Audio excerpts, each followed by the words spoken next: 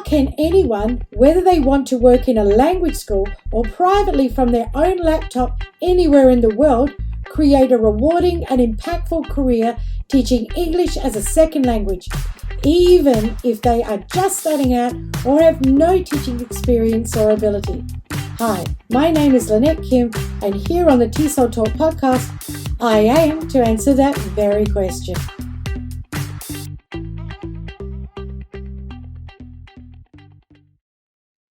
When training teachers, I get asked a lot, what makes a good teacher?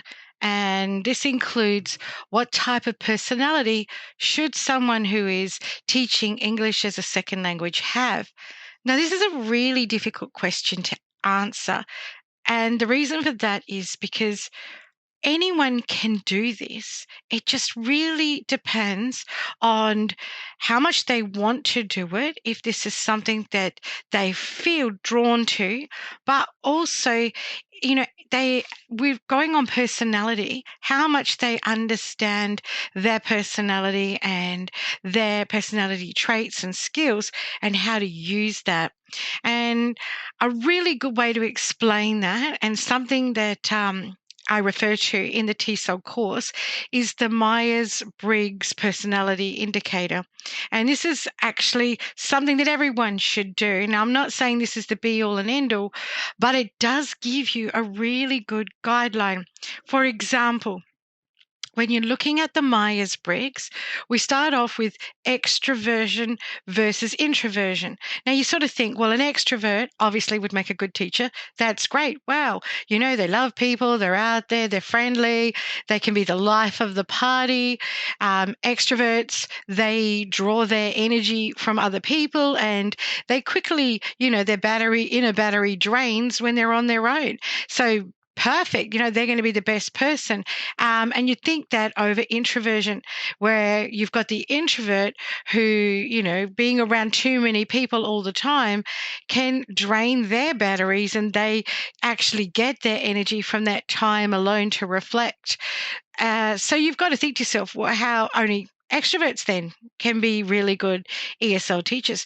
Not true. And this is the paradox, because the extrovert is great in the classroom, to be entertaining, to be friendly, warm, not run out of energy because they're interacting so much with people. This is true. But on the other side of the spectrum, the extrovert can just rely too much on being entertaining, too much on their personality, and can burn out. So there's a warning here for everyone. Yes, it's easier in some instances for extroverts to be ESL teachers because you are making a human connection all the time. But as I said, they can rely too much on personality, and they could just get exhausted from the whole thing. Or because they're relying so much on personality, they're not paying enough attention to lesson planning, to the quality of the material, how they're presenting the material. And so, they've got to be very careful not to lack in these other areas. So it's important to know, if you're an extrovert, wonderful.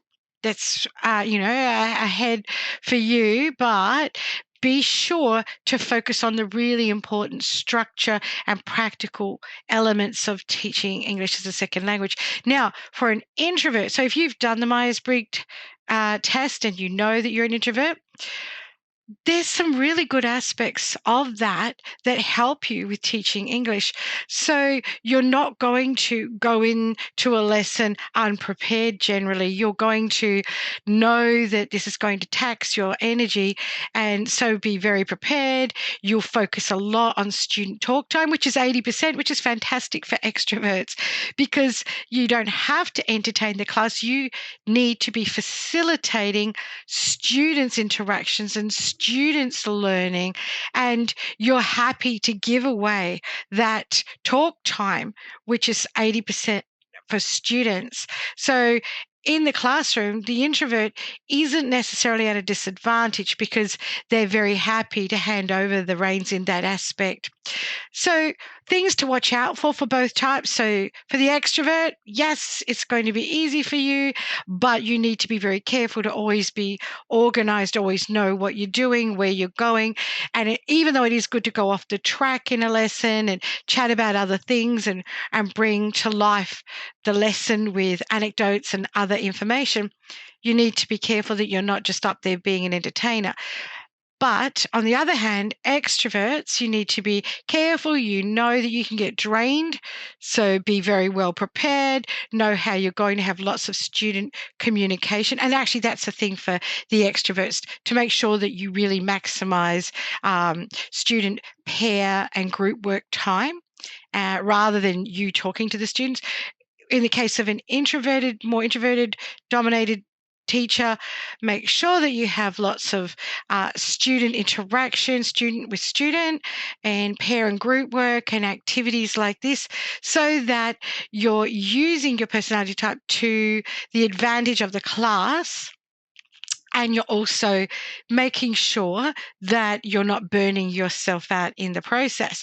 So there's the first indicator. It's you're either extrovert or introvert. There's varying degrees of both, and sometimes you can be, almost in the center of that.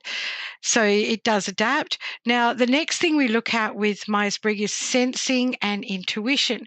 So senses are paying attention to raw data they can see, what you see, hear, touch, all of that, the concrete information that is there.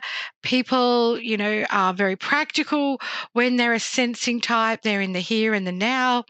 And so they like things also in a linear sequence, and they like to manage and understand expectations. So sensing is good. So if you're a sensing type in the classroom, you're very paying attention to the students and looking for a clear result.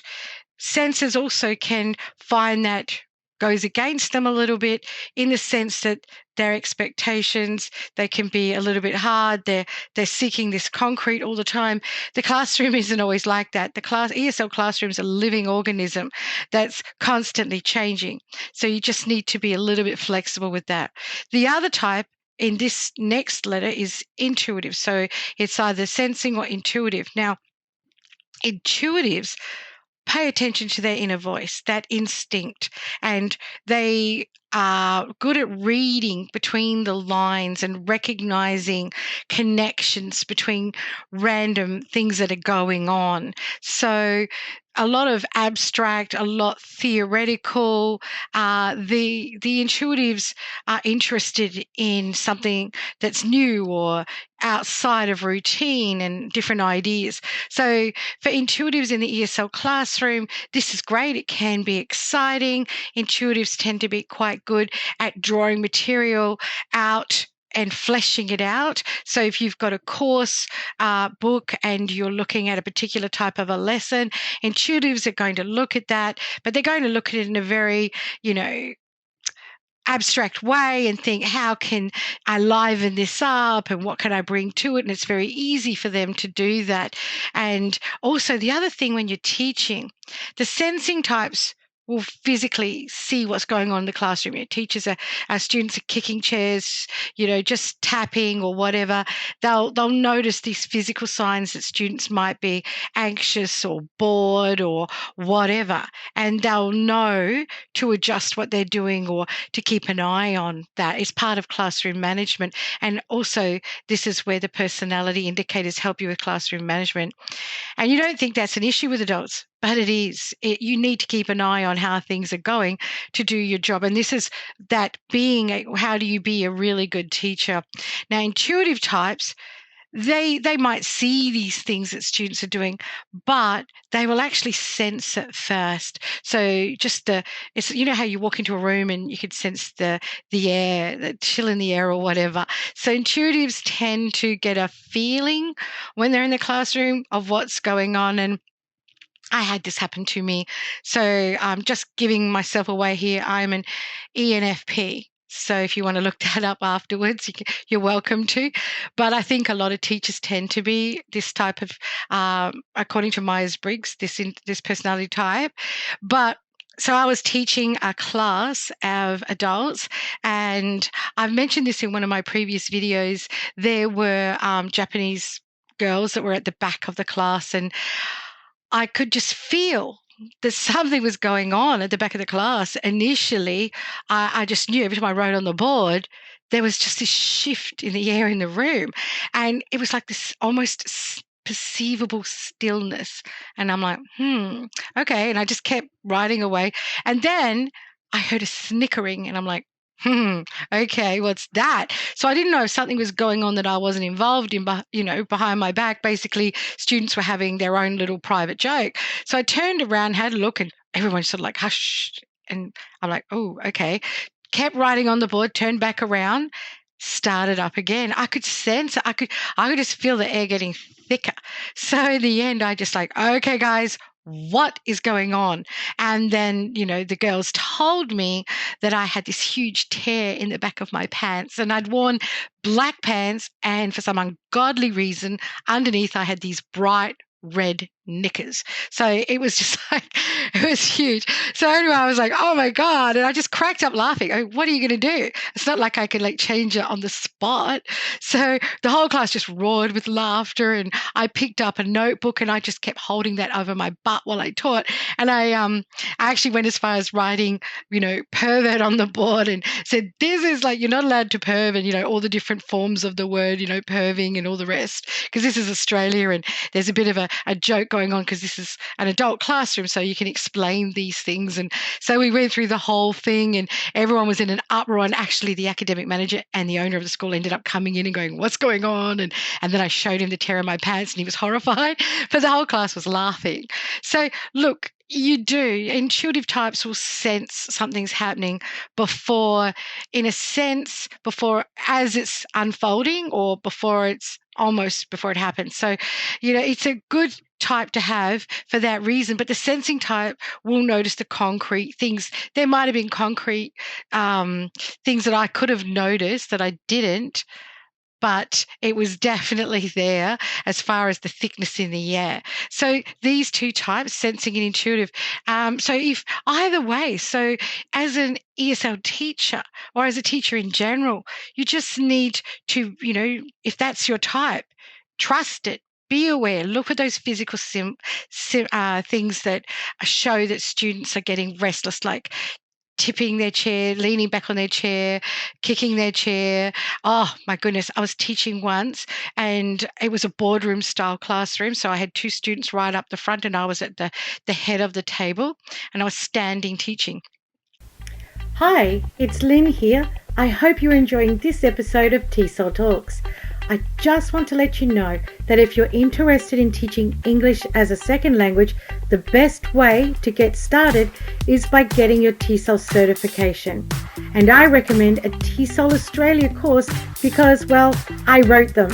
I put everything that I wish I had been taught when I was first teaching into the TESOL Australia courses, along with a lot of other information and training.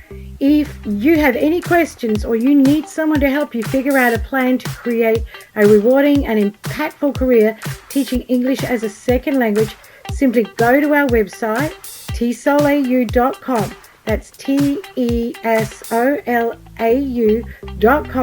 and fill in the inquiry form to get professional advice on your goals and exact situation.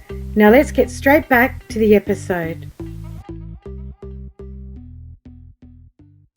On one side, I had a lady student. She probably was in her 40s on my left, and she was tapping her foot up and down so much that her knee was hitting the top underneath the table. And there was a young girl, about 18, on the other side, doing exactly the same thing. They were opposite each other. And the table was literally shaking. And I just had to go, guys, please, you've got to stop. But, and so you'll notice things before they become that obvious. But this is the sort of thing that's going on in the classroom. So you need to, and other students will distract other students. So you can have students constantly checking something or doing something. Other students are like, what's going on? So you need to keep your senses or intuition intuition open and use that in the classroom to head off any possible interruptions or problems, or perhaps students are bored, perhaps it's too difficult, or perhaps it's too easy. Whatever the case is, these awarenesses of sensing and intuition are really important. And these are the things that are going to help you be a really impactful teacher. Now, going on from sensing, the next section is thinking versus feeling. So, there's different types. When you're a thinker, you're very rational, you like facts and objective criteria, logical analysis to solve problems. And this is really good. I mean, for people who are teachers who are teaching, when you're teaching grammar, it's really good because you're able to deconstruct. For ESL teaching, you do need to deconstruct a lot. So if you're teaching something that's above the student's level and they're not able to cope with that, so the onus is on you to break it down until the point where they can. And I've had this happen to me before. I had been teaching advanced students in the morning, and then in the afternoon, a teacher had to go home, and I had to take over an elementary class, and they were very low students. And in this classroom, I'd whizzed in there, and I'm like, yay, all gung ho. Okay, guys, picked up the book. Okay, everybody, hello, I'm Lynn, the whole bit. I'm like, okay, so I'm holding it up and I'm holding the book up so the students can see it, and I'm pointing to the first activity. And very slowly, I read to them what it was. It was very simple English, something basic like, with a partner, ask and answer the following questions or something. So I explained that, and they all looked at me like, okay. So I wrote it on the board very carefully, got someone to read it. Yep, all good. So I'm like, okay, guys, A through to G, go ahead. And I'm using body language and all the rest of it. And they tilted their heads. The whole class just tilted their heads. And I'm like, and just looked at me again. And I'm like, crap. And I'm like, oh. So then I did an example on the board, and I got a student from the front, like sitting near the front. And I did like A as a demonstration with the student. And they all tilted their head the other way and sort of looked at me again. And I just went, oh my God, kill me now. And they all just cracked up laughing because they understood that, of all things, and my frustration. So we all just laughed together. I'm like, oh my God, I'm so sorry. And I realized I hadn't explained it well because this is the beginning of a lesson for these guys, and they were elementary level, and I just expected that they understood what the lesson was about. So I had to break it down. So on the board, I had to write the theme again. I had to give them some examples. I did some little weird looking stick pictures, demonstrated, used really good body language, and I just did one of the A to G tasks with them, just a little bit of one, and we practiced it like a little dialogue around everybody, gave them the answer. Student A says this, your student A, student B answers this, your student B, and we all just did it around the classroom like ring around a rosy. Everybody's like, and then we went on to B and C. And by the time we got A, B, C, D, like that, they were starting to get it. And then they were able to complete the rest of those activities. But I hadn't deconstructed it enough. I had just breezed in. And that's the really good thing about thinking types. They're good at deconstructing things.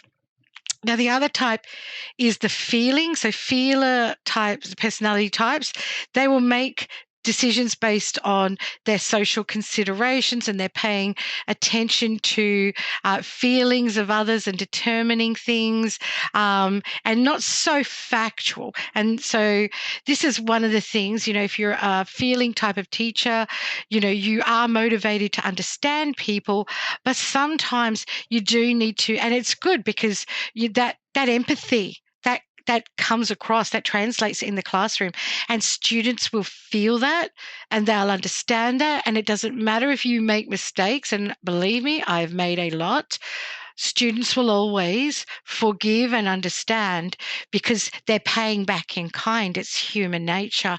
So use that to your advantage if you're a feeling type. But if you're a feeling type, just be ready to go back and be a little bit more like the thinking type from time to time. And remember that you have to deconstruct, you have to simplify, you have to be just a little bit more analytical sometimes to figure out and go back. Okay, where did this go wrong? Why aren't the students understanding? I need to break this down more. I need to be a little bit more factual with the information. So it really helps you if you understand. So if you're the feeling type, be aware you might need to do this from time to time.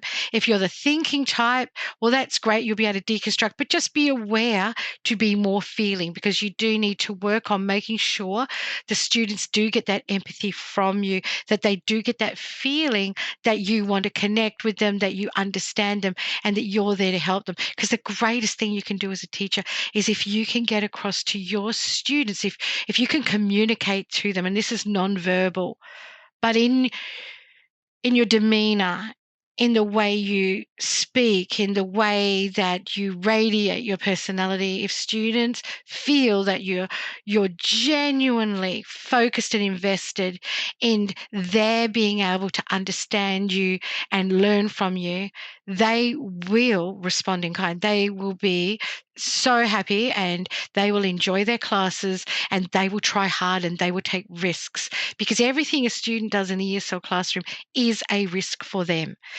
Especially if you're teaching adults, but even if you're teaching kids, no one likes to make mistakes. No one wants to feel the fool in the classroom.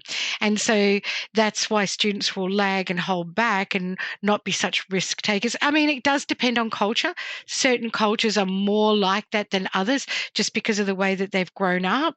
So in South America, students, they're fine. They'll try anything. They're out there. They just love life. They're bigger than life, and that doesn't bother them. Whereas in Asian countries, students are definitely going to be a lot more aware and they're going to be more worried about making mistakes. So just little things to keep in mind.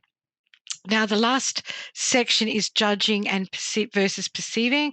So judges approach life in a very structured and organized, calibrated way. And so judging types are generally really good with taking charge of the situation around them, controlling the lesson. They're great with lesson planning, structuring the lesson, making sure that tasks are on time.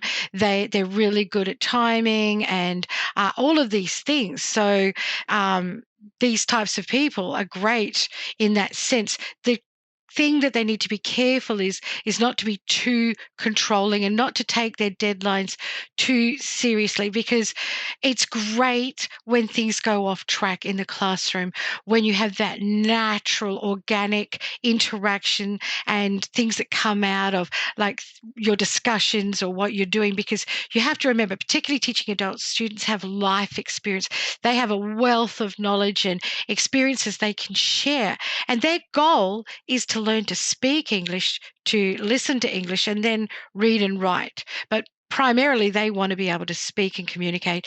And if you don't let your lesson go off track and take that structure aside for a moment, students will always feel imprisoned and they feel like they've learnt something in class, but how does that translate organically into their everyday life? Whereas when you let things go off track in the classroom and they talk about how things that have happened to them, what they're learning in the lesson reminds them of these experiences, then they get to practice the vocabulary they're learning and the English and the phrases that they're learning in a way that's natural and they can use in everyday life. So just to be aware of that. Now, perceiving types, that's the other side. They're a lot more freewheeling. They're a lot more spontaneous. They like options. And so flexibility is the go word. Now, this is definitely me. And I like to be flexible in the classroom. I like to go off track. I don't like deadlines.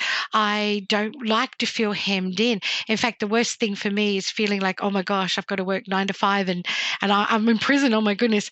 Whereas, so I know that's a problem for me. So I try not to think about things as so much of a daily grind or a routine. I like to be very flexible in the lesson. And if some tasks are going really well, I won't just shut them down and go, right, we're going to go on to the next one. I will let that task go longer. If communication is really being enhanced by an activity, I'm not going to cut it short to fit in the next activity if I feel that their students are practicing English so much better in this one, and then the next activity might hinder that. So I'd rather give them more of what they're having that's going well. You can always review something or do the next activity in the next lesson. You can incorporate it somewhere else. So, but that flexibility is great, and it's great to be so relaxed and adaptable in the classroom. But you do need to be careful to keep structure. Like, it's very easy to not want to have too much structure. And you are teaching students and they need to always be progressing. So you do need to follow a curriculum. You do need to know where you're going, what you're teaching, and how you're getting students from that point to the next level. Something to keep in mind. So there's the good in every aspect of personality types. So what you need to do is find out what your personality type is if you don't know already. Then you need to think, okay, how is the section? So, you've got your extroversion, so E over I, extroversion over introversion, sensing over intuition, thinking versus feeling, judging versus perceiving. So how is my extroversion a aid in the classroom? How can I use that to the students' advantages? But how is it also a disadvantage in the classroom? And how do I need to control that? And then you go through thinking versus feeling, sensing versus intuition, judging versus perceiving. In each case, look at it. What's the positives? How can I use this to the benefit of my class? What's the negative? What do I need to be always aware that I have a tendency to do, that I need to just maybe nip in the bud a little bit and take control of? And if you manage to do that, if you focus on it's not going to happen overnight, but if you're constantly striving and thinking after each lesson, how can I improve? Not just the lesson, not just the material, but as a teacher yourself, and use your strengths and your personality types to the advantage of the class, you will become an impactful, excellent teacher. It's just automatic because you're focused on the right things and you're using everything that you have naturally, and you're also enhancing that, and you're also taking control of the things that you may not have realized could have been a hindrance to you in the ESL classroom.